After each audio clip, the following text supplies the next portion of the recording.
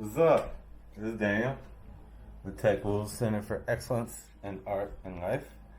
And today we're going to talk about some math. We're actually going to probably investigate some stuff that most of people will be like, oh, I already knew about that. But, you know, you can always learn more. Like, I've started out with this question and it's gotten to be way more complicated than it should be. So we'll see what happens and how much we can possibly learn with this one thing, right? Everyone is worried about the schooling and stuff. You know,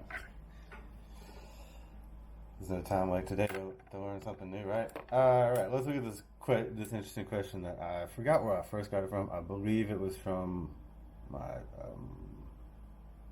first year, like, main advisor teacher, Dr. Lee, but it could have been someone else. I'm not sure. But it strikes me that Dr. Lee, like, handed it to me for some reason. So pretty not too uncommon. Anyway.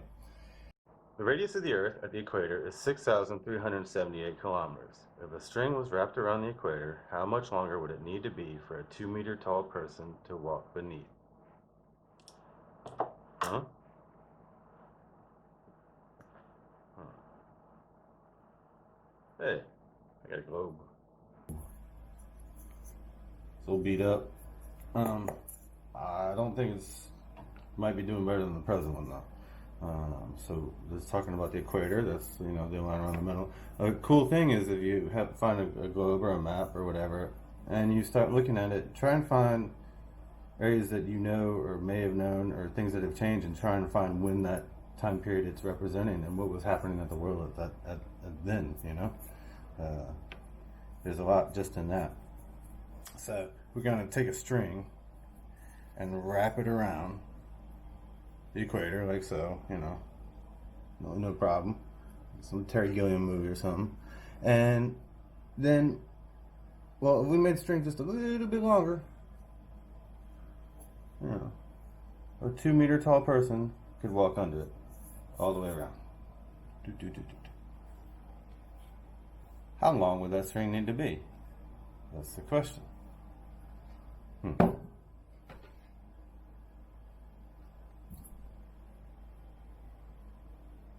That looks like a circle, I think.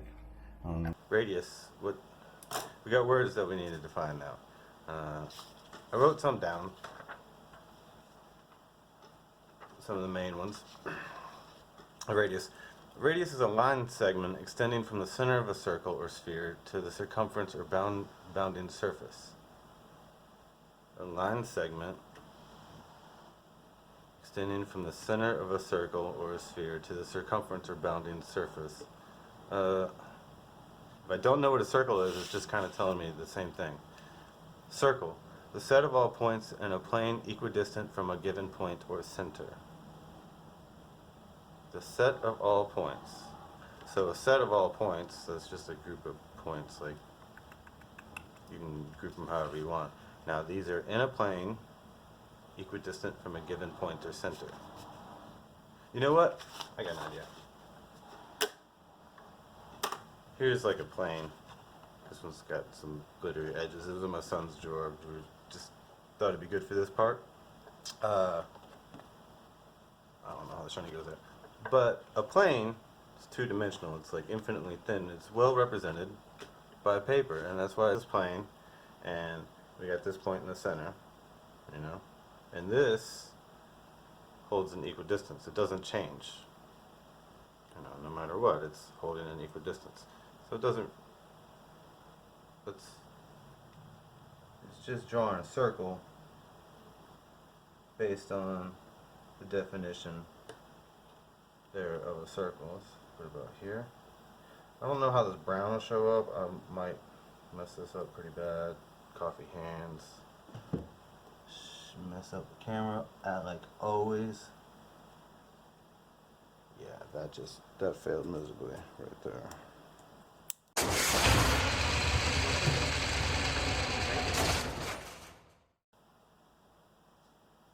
And this minor problem solving.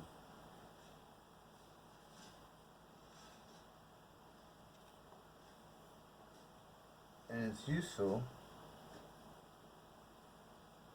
in so much of life, really. But sometimes it's useful just for the moment to slow down and remember how to focus on trying to get something right. I know I forget. So, oh hey, we just drew the set of all points equidistant from the center in the plane. A circle.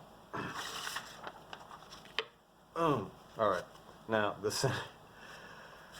I did look up some of these other definitions and it tripped me out. I gotta find it. There's a Webster's dictionary. If I move too fast, then the camera will stop. But there's a Merriam-Webster's dictionary. I looked it up, and the center is the point around which a circle is defined.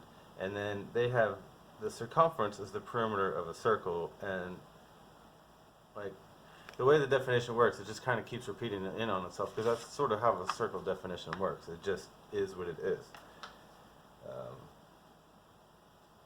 So here we got a circle, and we can further on our definitions.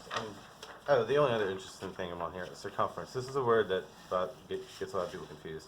And their definition was the perimeter of a circle,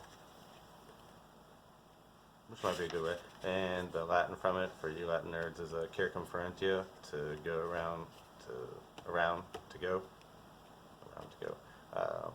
Yeah, cool. And we're done with that information. I'm tired of looking at it. So here we got this circle, and it's got a radius with some line drawn from the center to the edge, right?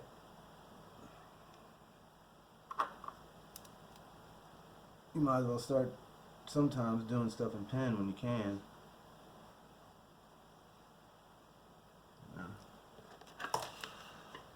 And that would be the radius, that distance. So with that center and that distance, which is what the compass did, we made a circle. Center, radius, circle. Circumference is the length of the circle. That's really what it is. It's not the circle itself. And radius is the length of this thing, or the distance here. Radius is the distance. Circumference is like a distance around, and center is a location because it's a point. We're going through most of our things, and then we got the three-dimensional version in the sphere. Yes, this is what the world looks like. It's pretty astounding. I know from outside it may seem like it's flat, but it's not. People are true. And then we go back to our question at hand. I forgot what we were talking about. About the radius of the Earth at the equator is 6,378 kilometers. Let's mark that here. 6,378 kilometers, right? There. If a string was wrapped around the equator, how much longer would it need to be for a 2-meter tall person to walk beneath? Oh wait, I see 6,378 kilometers. And I see 2 meters. These are not the same. And as soon as you're talking about units in mathematics, this is a really big deal. Numbers are not units. Numbers represent either a location or a quantity. They do not tie to it, but a unit will immediately tell you what it's working with. So units have to be uniform to work. If they aren't, things will break, and they will do it. And you will make these mistakes. Everyone does. Don't hate on yourself when you do it. Just learn to catch them. Metric got easy exchanges. 6,378 kilometers, there's 1,000 of these in 1 kilometer. 1,000 kilo means 1,000, right? So we'll just make that 1,000 more. Add some zeros, right? So we'll call that 6,378,000 meters.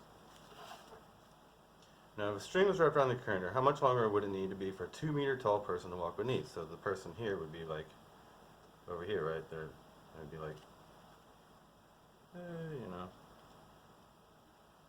and walking around doing what they do, and they need a string to be able to walk under, like so. Clearly, that string would be a circle. It'd be silly if it was any other shape. We do have a circle making tool. I know this is not the scale, but it's kind of hard to do 6 million and 2 and be able to visualize it too well.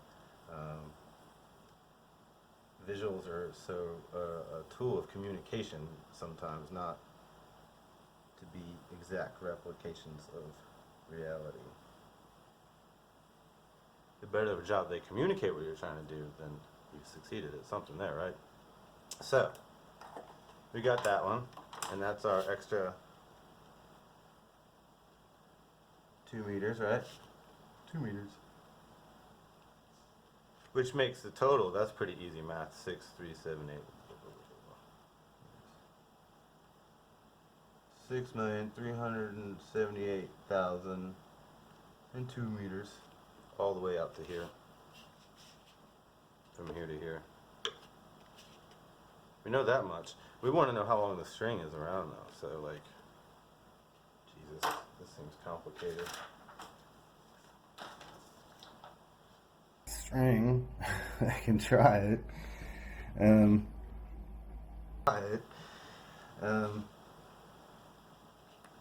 that. Okay. No, that ain't gonna work. Maybe it's relationship. Circles, like we've done everything based on definitions, right? Pure definitions. So maybe if we examine something about a circle, we can find a common thing. See, this is like a circle. They do it pretty good in the manufacturing things. It's a fairly new one. So this is a roll of duct tape, and what I did was cut right here on a thing and took off a strip that went all the way around. I did that so that would represent the length around, and then I took that piece of tape off, right?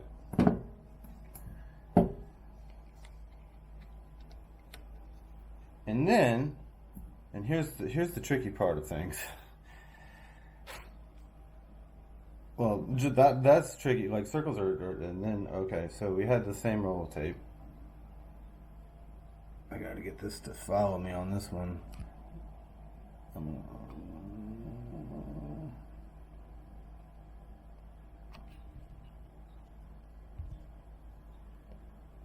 Same roll of tape, right? And we wanted to measure across. Well, technically, we're trying to measure from the inside out, right? You know, you measure from like there to there. But it's really hard to measure across the circle. They're difficult, despite their simplicity. So I had this handy tri-square just sitting around in my box of things, and measured it like that. Got that lined up. Back again with this tape and this ruler, and we're gonna measure this. This thing keeps jumping on me, and we measured it down and all the way across. Ooh, here. I'm doing this in metric. You can figure out how you're gonna do it, and that's at 38.1 centimeters. Shoot, there's tape everywhere. And then here, this one, measured it again, and that's at 12.1 centimeters.